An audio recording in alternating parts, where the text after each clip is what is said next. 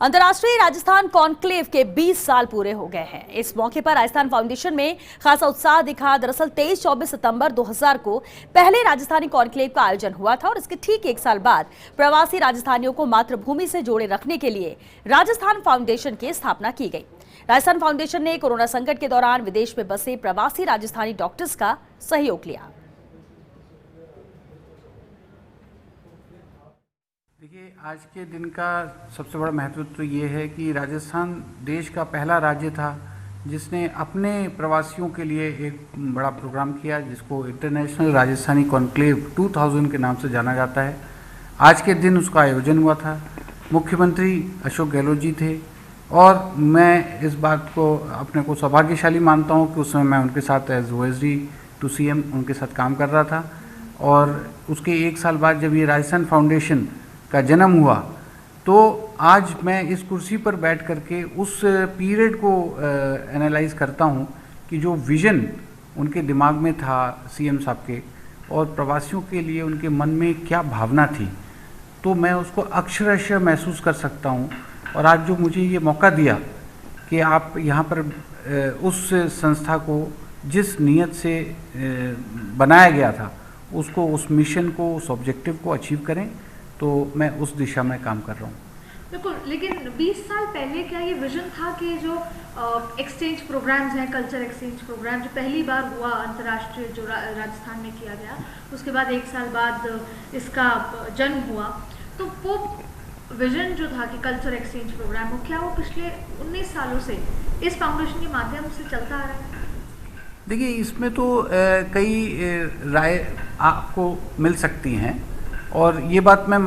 Accept करता हूँ कि जिस तरीके की भावना के साथ में, जिस तरीके की मिशन के साथ में इसका बनाया गया था, वो शायद कहीं कुछ तो डाइल्यूट हुआ और परफॉर्मेंस उस तरीके का नहीं हुआ। लेकिन जो प्रवासी भारतीय, प्रवासी राजस्थानी को लेकर के जो कल्पना और जो इंफ्रास्ट्रक्चर और जो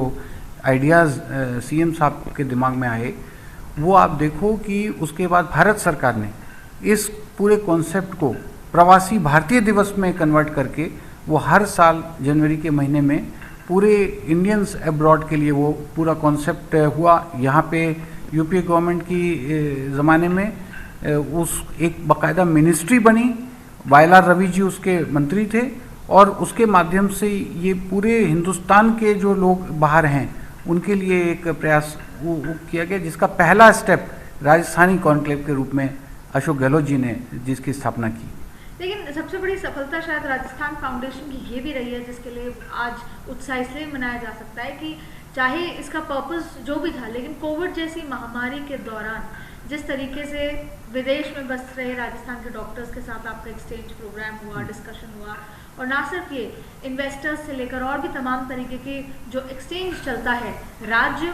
और जो बाहर विदेश में रह रहे हैं लोग, तो वो एक बहुत बड़ी सफलता के रूप में आप देखते हैं? देखिए, ये बात आपने बिल्कुल सही कही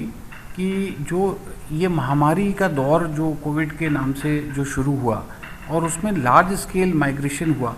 प्रवासी पूरे देश में लौट रहे थे, राजस्थान में भी लोग लौट रहे थे, वो हम लोग के लिए बहुत चैलेंजिंग टाइम था। लेकिन मैं इस चैलेंज को जिस तरीके से राजस्थान फाउंडेशन को सरकार के सहयोग से पूरे देश और विदेश से आने वाले प्रवासियों को जो एक संपर्क और सहयोग और समन्वय, इन तीनों चीज़ों को के माध्यम से उनको घर घर सुरक्षित पहुंचाया गया। उनके जब उस टाइम पे जिस समय लॉकडाउन हुआ, वो पीरियड ऐसा था कि कोई परमिशन नहीं इशू होती थी। उस समय भी हम लोगों ने, किसी के यहाँ डेथ हो गई, किसी की मेडिकल इमरजेंसी है, किसी के छोटा बच्चा है, किसी का कोई प्रॉब्लम है, उसको अपने राजस्थान के अधिकारी, राजस्थान के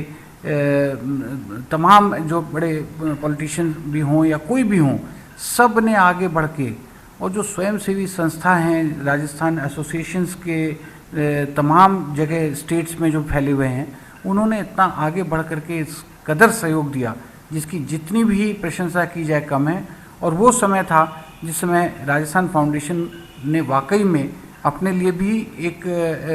विजिबिलिटी क्रिएट करी और हमें खुशी है कि हम अपने प्रवासी बंधुओं के साथ में, उनके संघर्ष में हर कदम पे शामिल रहे।